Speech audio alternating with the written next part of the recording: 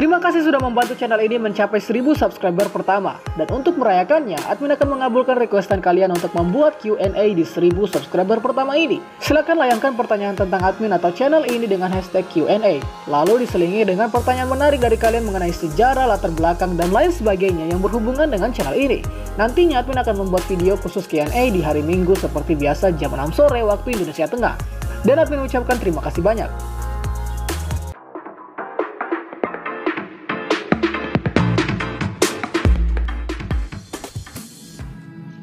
Halo sobat sekalian, selamat datang di channel ini. Pada arc yang sedang terjadi saat ini, sangat banyak sekali menampilkan villain kuat yang sangat sulit dikalahkan oleh para hero. Salah satunya adalah Gigantomachia. Gigantomachia kita tahu bahwa dia adalah villain yang memiliki tampilan dan kekuatan yang sangat overpower.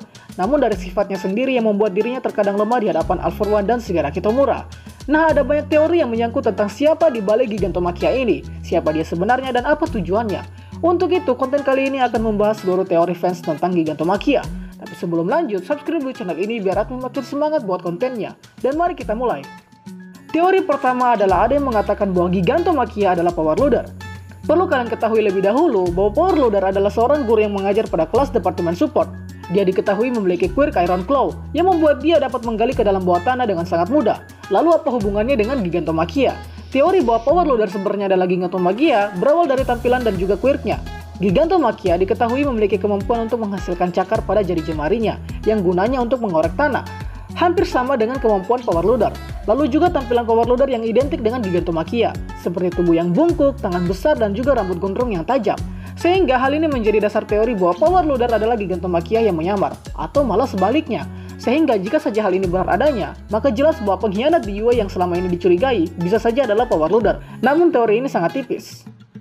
Kedua adalah ada teori yang mengatakan bahwa Gigantomachia adalah ayah dari Kirishima. Teori ini banyak digalangkan di beberapa fans Boku no Hero Academia di Amerika, di mana dalam argumennya mereka berteori bahwa Gigantomachia adalah ayah dari Kirishima.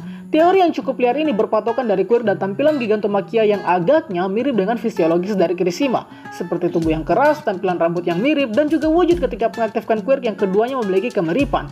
Hal ini semakin meyakinkan beberapa fans mengenai isu bahwa Gigantomachia sebenarnya adalah ayah dari Kirishima, mengingat bahwa dalam dunia Boku no Hero memiliki konsep mewariskan quirk melalui DNA anaknya. Sehingga bisa saja quirk Kirishima memang berasal dari warisan Gigantomachia atau ayahnya. Perlu diketahui bahwa orang tua dari Kirishima belum pernah ditampilkan sama sekali baik di manga maupun anime. Ketiga adalah Gigantomachia adalah Nomu sempurna. Di suatu chapter, admin lupa di chapter berapa tepatnya, Shigamaruta atau Dr. Ujiko mengatakan bahwa para Nomu ditanamkan sifat kesetiaan dari Gigantomachia agar para Nomu dapat tunduk dan menjadi hamba dari All For One dan Shigaraki. Di season 2 Boku no Hero, Detektif Tsukauchi menjelaskan ke All Might bahwa Nomu yang diperiksanya pada insiden USG adalah Nomu yang memiliki banyak DNA campuran dari orang lain.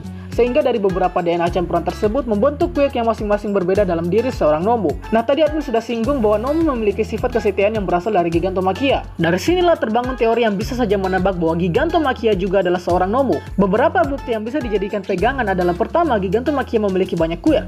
Kedua adalah Gigantomachia tunduk pada All For One dan Shigaraki. Dan ketiga adalah Gigantomachia pastinya memiliki koneksi dengan Dr. Shigamaruta dan All For One. Jika saja Gigantomachia memiliki hubungan dengan kedua orang tadi, lalu mau jadi apa Gigantomachia? Sangat masuk akal apabila Gigantomachia adalah Nomu sempurna. Meskipun begitu, tampilan dari Gigantomachia malah tidak mendukung memiliki ciri seperti Nomu pada umumnya. Keempat, ada teori yang berbunyi bahwa Gigantomachia adalah Crimson Riot. Pertanyaan paling sering berbunyi mengenai Crimson Riot adalah, di mana dia sekarang? Crimson Riot adalah pahlawan kuno yang dikagumi oleh Kirishima oleh karena kejantanannya. Dia juga memiliki quirk yang konon katanya adalah quirk yang sama dengan Kirishima, yaitu pengerasan. Selain itu, dia adalah seorang pro hero kuno atau jadul yang dalam hal ini dia sudah dianggap sebagai veteran hero.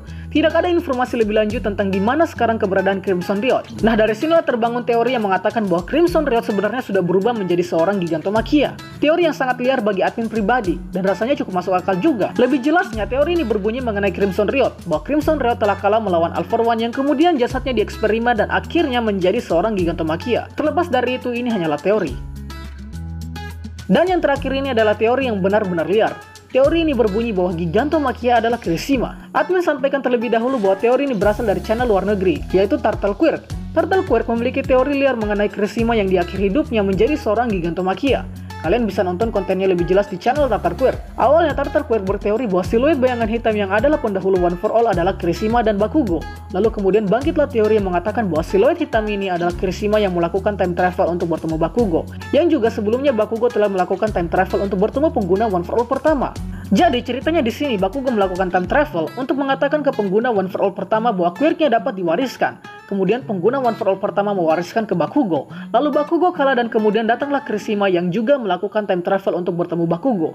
Lalu Bakugo kemudian mewariskan One for All ke Kirishima. Sehingga Bakugo dan Kirishima menjadi pewaris kedua dan ketiga One for All. Ini menjadi teori yang benar-benar liar sepanjang admin mengikuti serial Boku no Hero Academia. Kembali ke Kirishima. Kemudian setelah mendapatkan One for All, Kirishima lalu kalah melawan All for One, kemudian mewariskan One for All ke pengguna keempat. Lalu Kirishima dimanfaatkan dan menjadi eksperimen Shiga Maruta yang nantinya menjadi seorang Gigantomachia yang kita kenal saat ini.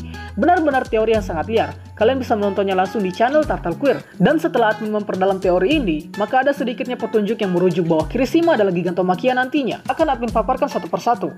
Pertama, pada saat masa lalu Kirishima, dia melihat dua orang teman sekolahnya sedang dihadang oleh Gigantomachia yang ukuran tubuhnya masih kurang besar. Lalu datanglah Ashidomina untuk menyelamatkan mereka. Ini menjadi petunjuk bahwa Gigantomachia mendatangi kedua anak perempuan teman sekolah Kirishima ini, oleh karena Gigantomachia ada sedikit ingatan mengenai mereka berdua. Kedua adalah sifat Gigantomachia yang setia. Ini menjadi sifat yang juga dimiliki oleh Kirishima yang setia pada temannya, sampai rela untuk mengorbankan apapun. Tidak menutup kemungkinan bahwa setelah Kirishima diubah ke Gigantomachia, sifat setia ini masih dibawa sampai akhir hayatnya. Dan ketiga adalah lagi-lagi tampilan Gigantomachia yang identik dengan Kirishima, yaitu sama-sama memiliki tubuh yang keras, gigi runcing, dan juga rambut yang mirip. Semua yang admin paparkan tadi benar-benar hanya teori belaka yang sama sekali belum diceritakan dan juga memiliki bukti yang kuat. Admin membuka diskusi seluas-luasnya di kolom komentar untuk konten kali ini. Itulah pembahasan kita pada kali ini. Sangga apabila ada yang kurang, request juga di kolom komentar untuk pembahasan selanjutnya. Dan akhir kata, see you next time!